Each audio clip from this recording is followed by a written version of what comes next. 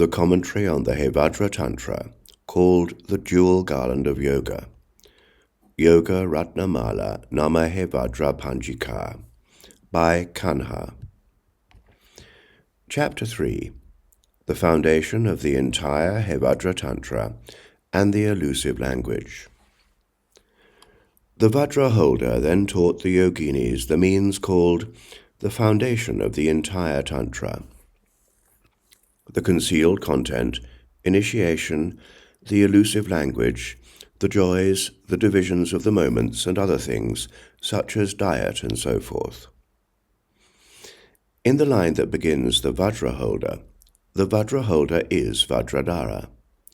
The phrase, the foundation of the entire Tantra, refers to the primary topic of the entire Hevajra Tantra, insofar as the initial explanation of the Tantra follows instructions on precisely that.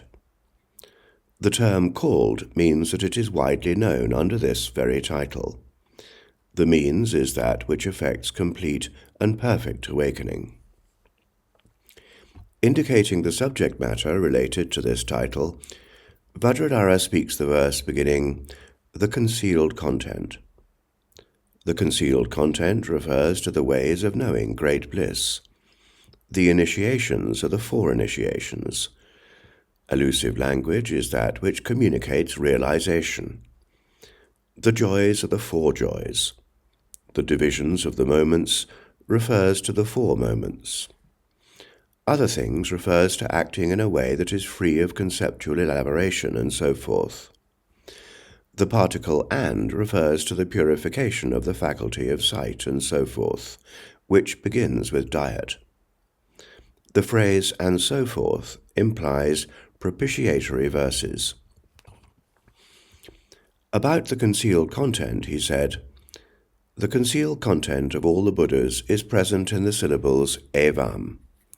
After initiation, it is clearly known that evam is great bliss. In the verse that begins the concealed content, whose concealed content is it? Of all the Buddhas? How so?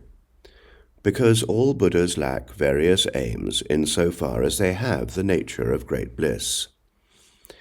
In the syllables evam means it is located in the symbol of the Dharmodaya.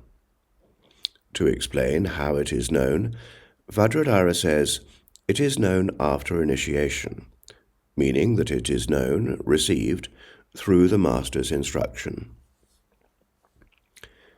The Yoginis then asked the blessed Vajrasattva, what does it mean to say that evam conceals the Dakinis?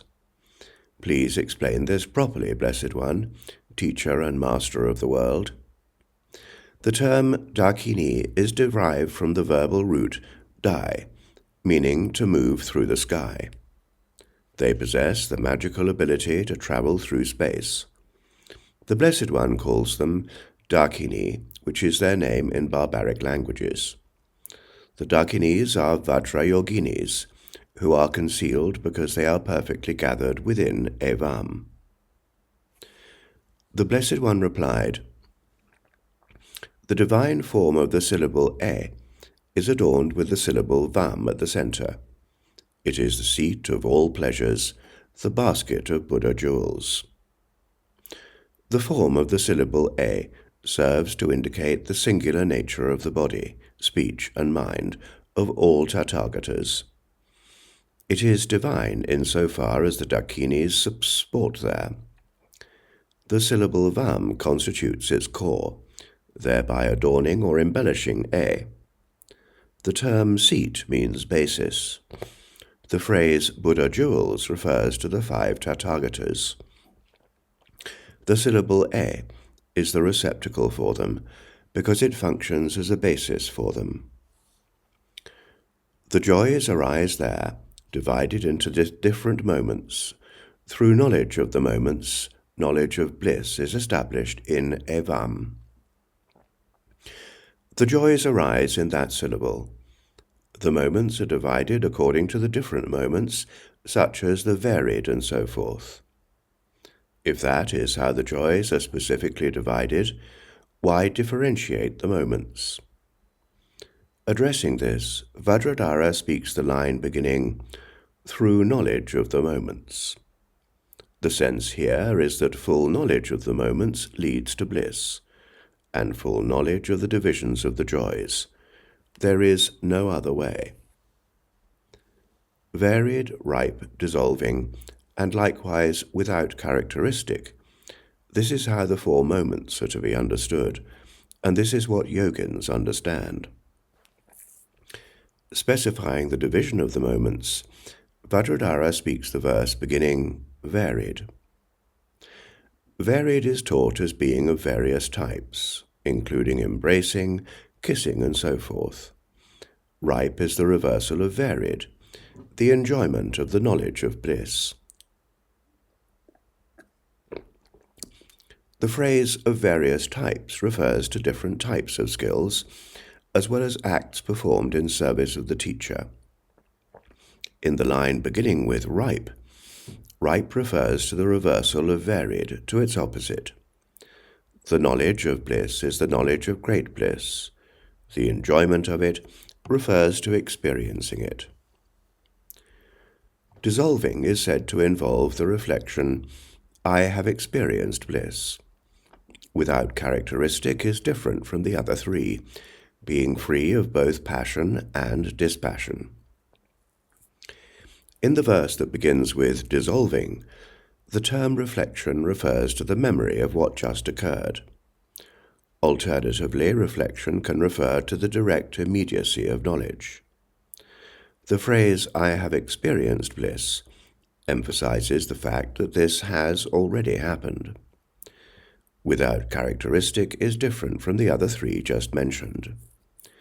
Free of both passion and dispassion means divorced from both existence and nirvana. The first joy occurs during varied, supreme joy during ripe, the joy of cessation during dissolving, and innate joy during without characteristic. In the two verses beginning, "the first joy occurs during varied," Vajradhara aligns the four joys with the four initiations. The master, secret wisdom, and again in the same way the fourth. Thus can the joys be known in sequence, following the enumeration of the four sprinklings. The sense of this verse is that the joys can be referred to, respectively, as the master, secret, wisdom, and the fourth initiation. Thus, Vajradhara says, "Thus can the joys be known," and so forth. The phrase "in sequence" indicates that ordinary joy corresponds to the master initiation, supreme joy to the secret initiation, the joy of cessation to the wisdom initiation, and innate joy to the fourth initiation.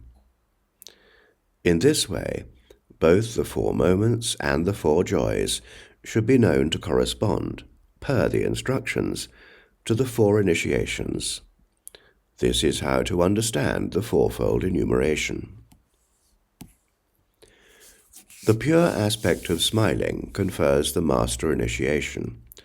The secret is bestowed during gazing, the wisdom through embrace, and that again through intercourse.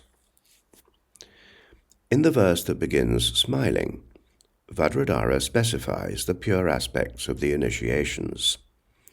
In some Kriya Tantras, the smiles of the deities of wisdom and means, which are expressive of their mutual passion, constitute in their pure aspect the master, meaning the master initiation. In some Charya Tantras, the mutual gazing of the wisdom and means, which is expressive of their mutual passion, constitutes in its pure aspect the secret initiation. In some Yoga Tantras, the mutual embrace of the wisdom and means, which is expressive of their mutual passion, constitutes in its pure aspect the wisdom initiation. In some Anuttara and other such Tantras, there is a dependence on intercourse between the wisdom and the means, a sexual encounter which, in its pure aspect, constitutes the fourth initiation. The sprinkling, described as fourfold, brings accomplishment to beings. With it one is sprinkled, one is bathed. Hence it is designated as sprinkling. For these reasons, Vajradhara speaks the verse beginning, the sprinkling. The sprinkling is described as fourfold, which means of 4 types. How does this apply to the Hevajra Tantra? This authoritative Tantra, being an unsurpassed Yoginī Tantra, possesses universal authority. Consequently, it brings benefit to beings, which means it is for their benefit. Explaining the meaning of the word abhisheka, Vajradhara says, with it one is bathed, that is to say, sprinkled. Hence it is designated as such. This means that one is washed, cleansed of impurities.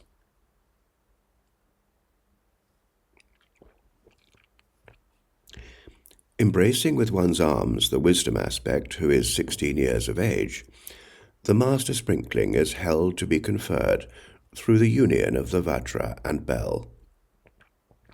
In the verse that begins embracing with one's arms, Vajradhara defines the master initiation, which involves either the union of the Vajra and bell that are held in one's hands, or, depending on instructions, the joining of the Vajra and lotus. The wisdom aspect has a lovely face, elongated eyes, and is graced with youth and beauty.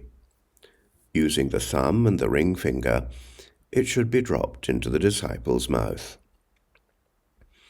In the verse that begins, the wisdom aspect has a lovely face, Vajradhara describes the appearance of the wisdom aspect as required for the secret initiation.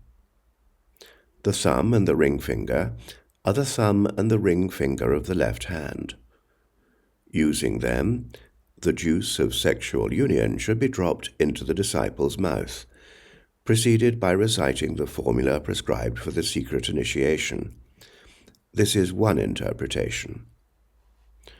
Alternatively, the thumb refers to the lalana and the ring finger to the rasana. Using these 2 fingers, the wisdom aspect's bodhicitta should be dropped into the opening of the jewel of the disciple's vajra. The same instruction should be given. Right there, equal taste should be brought into the disciple's sensory range.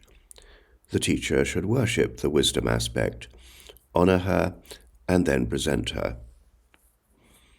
In the verse that begins, right there, equal taste should be brought, the term there means precisely in the wisdom, using the instructions given. This means that equal taste, referring to the merging of the bodhicittas from the wisdom and means, should be brought into the disciple's sensory range, their range of perception.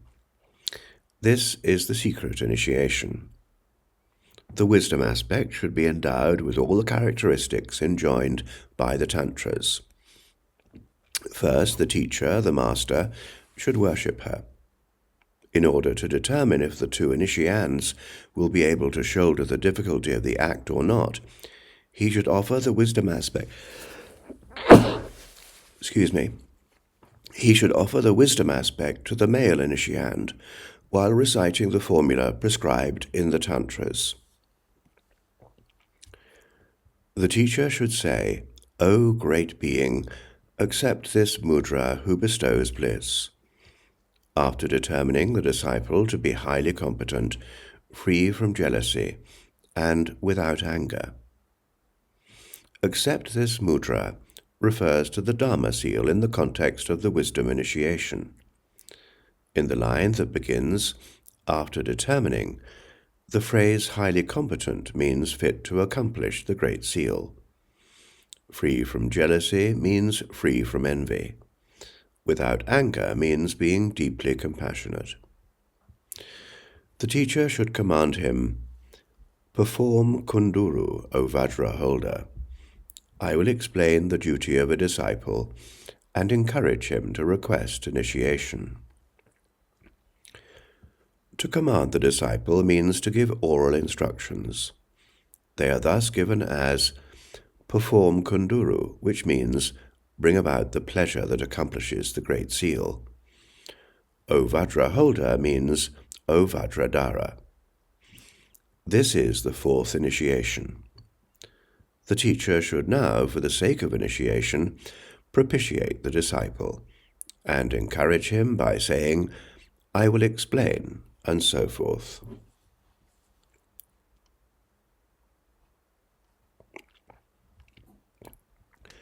After seeing the master in union with the mudra, the disciple should offer praise and worship. O Blessed One, great peace, holy intent on Vajra Yoga. The lines that begin, O Blessed One, are in praise of the master, who is completely at peace due to being immersed in the practice of non-duality. The yoga of the Vajra, meaning the Kulisha, is a particular meditative attainment. Holy intent means in this very state, in reality. You arise from the unbroken Vajra Yoga that accomplishes the mudras. Just as you are, O great being, make it so also for me, O Lord. In the line that begins, you arise, the mudras are the four mudras. Accomplishes means purifies, because of having the nature of emptiness. Indestructible Vajra refers to the Tathagatas, and their yoga is their samadhi. You arise within this samadhi. Just as you are means just as you are the cause of the world's welfare. So means like that. Lord means mighty one. I have sunk in the thick mud of samsara. Protect me who has no refuge. The disciple should offer delicacies, soft and hard foods, as well as drink, wine, and the potent mālā. The mud is samsara, and this mud is thick, which means dense. I am drowning in that. The term trahi, protect, is the same form as trayasva. The phrase me needs to be supplied so that the text reads, me who has no refuge. Delicacies are tasty. Soft and hard foods and drink are general terms, while wine and potent mālā are technical terms. Incense, food, garlands, bells, banners, and ointments. The disciple should worship the Vajra holder with these and other offerings. The Vajra holder is the master who holds non-dual knowledge. After supreme joy has been attained, and the moment without variety has arrived, the teacher should say, O great being, you should maintain this great bliss. In the verse that begins, after supreme joy, the phrase after it has arisen means after it has passed. Without variety refers to the fourth initiation, which is described as the innate. The phrase, O great being, is intended to capture the disciple's attention. When the verse that begins, this knowledge is very subtle and so forth, is recited, the teacher should also issue the command, you should maintain this great bliss, according to the instructions. Until your final awakening, work for the benefit of beings, O Vajra holder. Thus should the Vajra holder exhort the disciple, who receives the full set of initiatory rites. The line beginning, until your final awakening, alludes to the knowledge whose characteristics are about to be described. Thus should speak the Vajra holder, the same master, after bestowing the initiations with the full set of initiatory rites, the full collection of rites. This is itself the great knowledge that is present in everybody. It is free from duality, but has a dualistic form, as the Lord with the nature of existence and non-existence. Specifying what that knowledge is, Vajradhara speaks the verse beginning, "This is itself." Because it is the innate, it is the great knowledge obtained during the initiation. It is present in every body, meaning that it is present in the body as the 4 mudras. It is free from duality because it is devoid of dualistically appearing as wisdom and means. It has a dualistic form insofar as the true nature of both wisdom and means is existence and non-existence, with the nature of, respectively, supreme joy and the joy of cessation. It is the Lord that is preeminent among the 3 joys.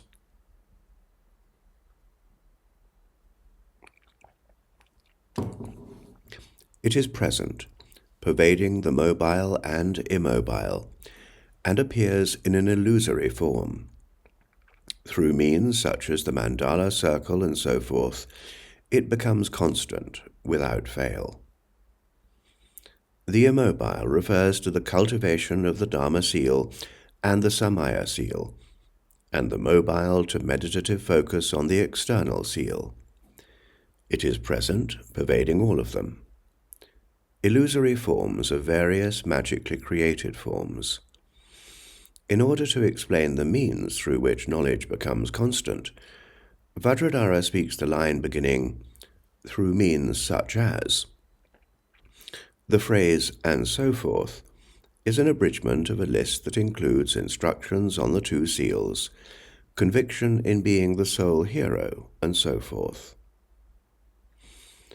After seeking the pardon of all the yoginis, his sisters, Vajragarbha asked the Blessed One, "Why is the mandala circle said to be a city with the nature of all Buddhas? Please explain this properly, O Blessed One. I am steeped in confusion." The verse that begins after seeking the pardon is an instruction on the Great Seal using the term mandala circle. Seeking the pardon means to ask for patience. Asked refers to the questioner. The mandala circle is a city, pura, because it is filled, puryate, with all the Buddhas. The word "why" means "for what reason?" The Blessed One replied, "The mandala is said to be the essence, bodhicitta, great bliss, because it functions to receive the mandala is known as a meeting place." In the verse beginning, "the mandala," the word mandala is a synonym of essence. What is that essence? Vajradhara says, bodhicitta, great bliss. It is characterized by the delight resulting from the exhaustion of the suffering caused by all the main and subsidiary afflictions. To receive means to take possession of for oneself. The word "it" refers to the knowledge of great bliss, which is the meeting place where all the Buddhas come together. This means mandala is related to absolute truth.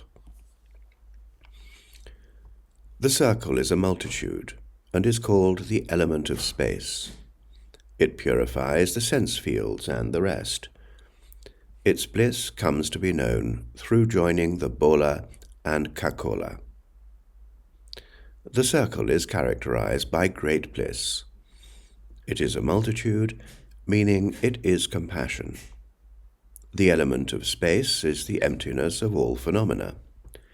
The purification of the sense fields has the nature of the equal taste of those 2, which is luminosity. The bola is the mind vajra that consists of great compassion.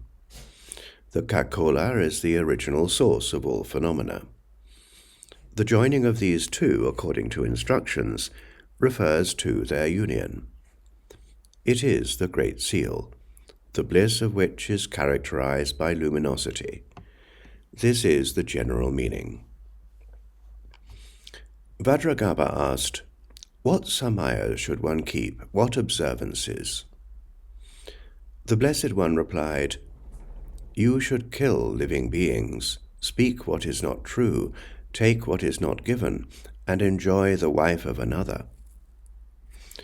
Overjoyed, Vajragarbha asked a question. What does he ask about? He asks about the samayas and observances which had not yet been explained. The Blessed One responds to that with the verse beginning, "You should kill living beings." A one-pointed mind is the killing of beings, as the breath is known to be mind. Proclaiming, "I will liberate people," is speaking what is not true. The sexual fluid of women is what is not given. The wife of another is the radiantly beautiful lady. The explanation of the previous verse begins with the line, "a one-pointed mind." The mind experiencing the state of luminosity is one-pointed, and this is the killing of beings. Explaining why, Vajradhara speaks the line beginning, "as the breath." Because the mind becomes life force, the non-arising of mind is itself killing. Regarding speaking what is not true, saying, "I will liberate," is a false statement from the perspective of the absolute truth, implying that this is because the world of beings does not arise. Women refers to Vajra women, and their sexual fluid to non-dual wisdom. It is not given because it is obtained through cultivating the non-dual path. The radiantly beautiful lady is Nairatmya and the rest. How is she a wife of another? She is preeminent by her very nature. All the yoginis then ask the Blessed One, "What are the sense fields? What are the sense faculties? What are the sense sources? What are the aggregates? What are the sense bases? What is their nature?" In the phrase, "what is their nature," there refers to the sense fields and so forth. The Blessed One replied, "There are 6 sense fields: visual form, sound, odor, taste, tactile objects, and the nature of the Dhamma Dhatu. These 6 are known as the sense fields. These 6, sight and so forth, that correspond to Mahavajra and so forth, will be explained next.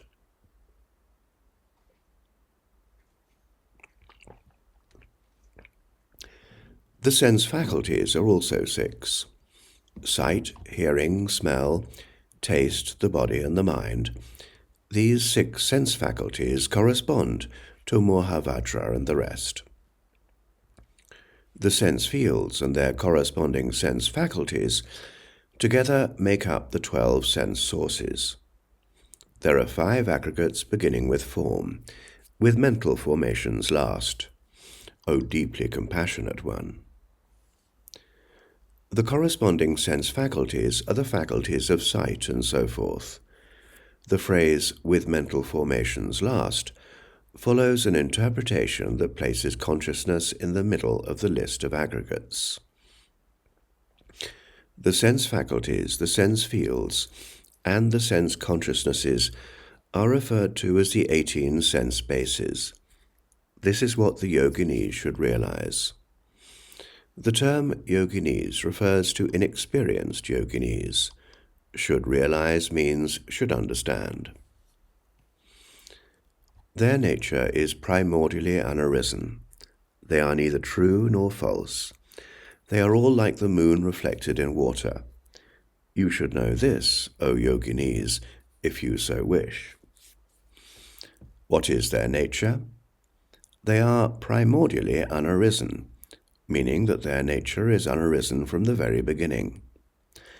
How then do they appear?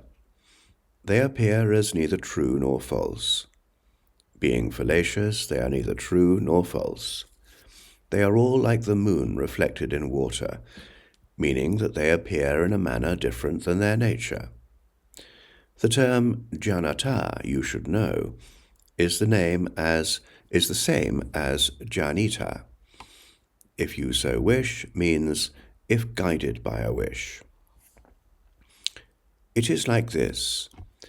A fire will suddenly spring up from a kindling stick, a kindling block, and the movement of a person's hands. This fire is not in the kindling stick, the kindling block, or in the movement of the person's hands. When investigated in every aspect, fire is not found in any one of them. This fire is neither true nor false. You, yoginis, should reflect on all phenomena being like this. A kindling stick is the upper stick, and the kindling block is the lower piece of wood. The movement of a person's hands is the action. The term suddenly indicates that the fire is not found in those as they are. Fire is not true in the sense that it lacks a nature of being either one or many. It is not false in the sense that it still appears. You should reflect means you should keep in mind. Then all the Vajradakinis, headed by Nairatmya Yoginī, took hold of the 5 ambrosias and the samaya substances and offered them to the blessed Vajrasattva. They impassioned him with their Kunduru practice and let him drink the elixir of the Vajra ambrosia. They let him drink means they caused him to drink. Vajra ambrosia is the fluid of bodhicitta. Afterward, the Blessed One, now satisfied, explained the empowerment. Hey, Vajradakinis! Prompted by the power of Vajra worship, I will explain the reality I have concealed, which is revered by all the Buddhas. Please listen attentively. The phrase tushte sati, now satisfied, should be understood as tushtau satyam. Vajrasattva has been empowered by the empowerment that is characterized by conduct that completely lacks conceptual elaboration. This empowerment is explained, it is revealed. The reality here refers to the signs of attaining reality. The worship is described as Vajra because of its steadfastness. Attentively means with respect. The excited goddesses all knelt with their right knees on the ground, bowed toward the Blessed One with palms joined, and listened to his words. His words means his speech.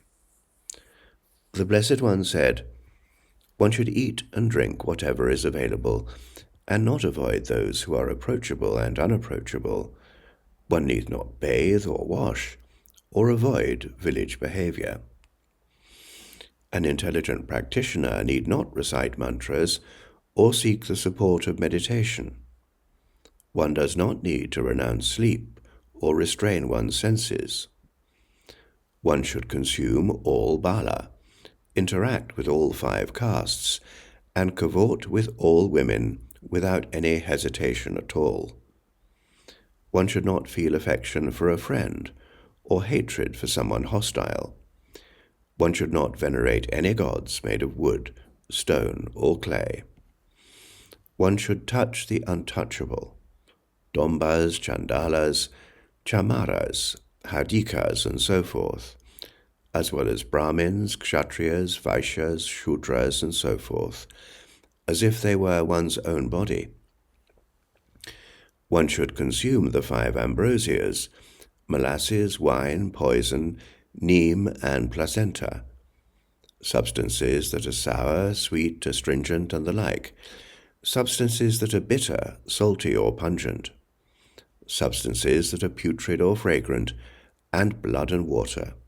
Consuming them with the mind of awakening, there is nothing one cannot eat, once one's mind is steeped in non-dual knowledge. With the mind of awakening means with the mind that has fully attained awakening. Alternatively, it means with the awakened mind that has realized the non-arising of all phenomena. Elaborating on that, Vajradhara says, once one's mind is steeped in non-dual knowledge.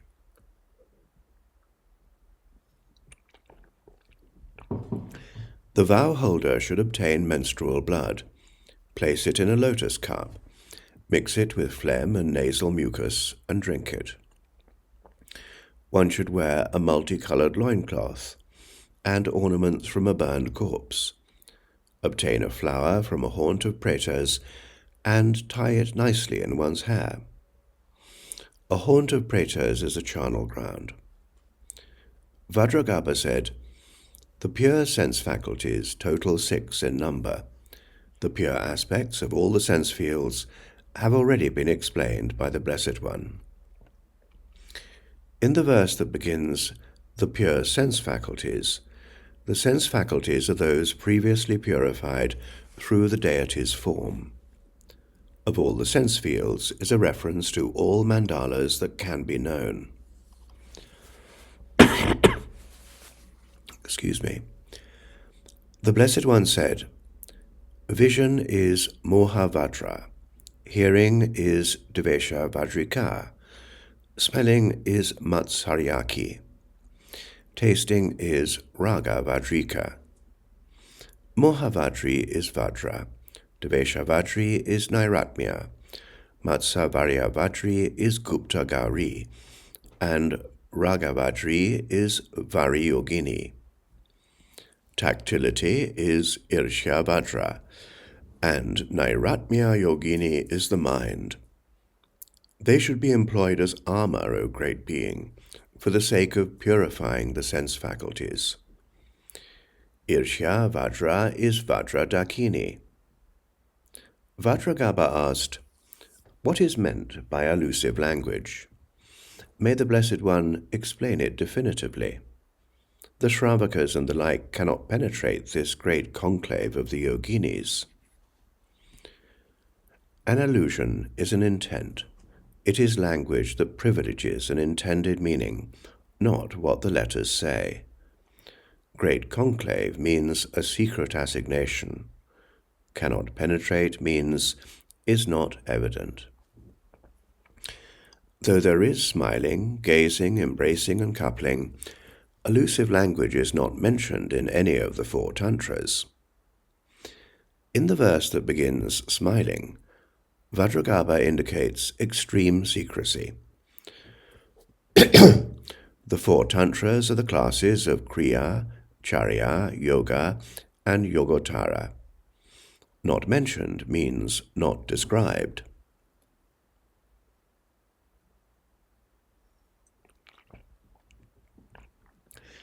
The Blessed One replied, "I will teach this, Vajragarbha. Listen with a one-pointed mind. Allusive language is a great language, with extensive samaya and signs. Madana means alcohol, bala means meat, malayaja means meeting, keta means departing, shraya means corpse, and niramshuka means bone ornaments. Prengana means arriving. Kripita intends damaru. Dundura expresses unworthy, and Kalinjara intends worthy. Dindima means untouchable. Padma bhajana means skullcup. Triptikara is understood as food. And mālā tindana means seasoning. Katusama means feces. Kasturika is regarded as urine. Sihlaka is understood as menstrual blood, and Kapukara means semen. Salija means human flesh. Kunduru means uniting genitals.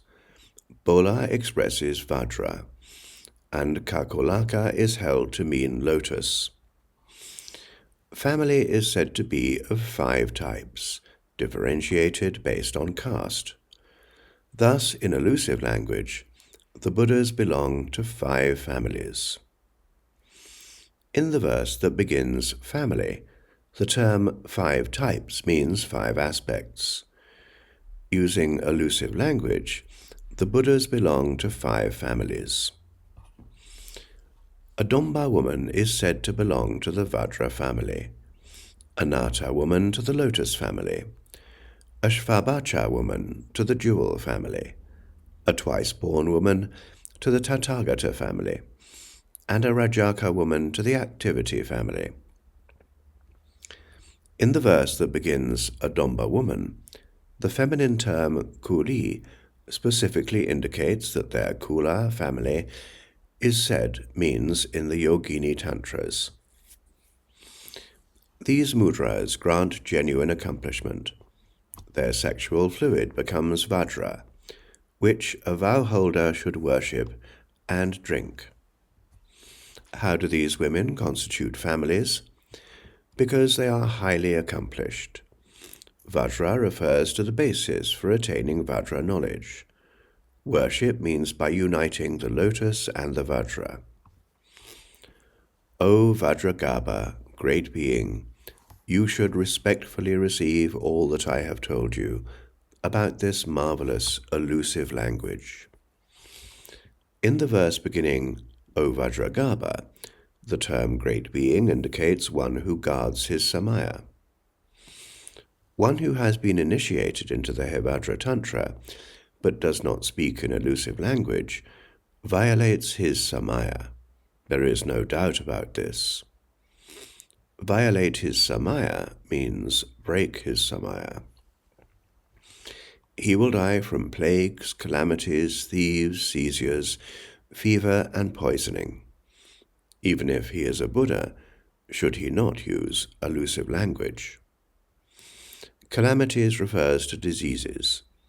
He will be beset with them, meaning that he will be oppressed by them. If he does not speak this language when meeting those who know their samayas, the Yoginīs born from the 4 pitas will cause him disturbance. Those who know their samaya means the practitioners of Hevajra. They are the logical subject of meeting. Disturbance indicates hostility.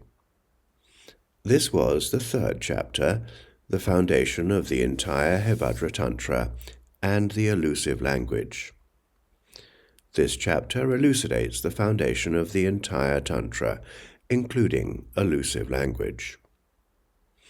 This concludes allusive language, the 3rd chapter in the 2nd part of the Jewel Garland of Yoga, a commentary on the Hevajra Tantra composed by the Venerable Master Kṛṣṇa.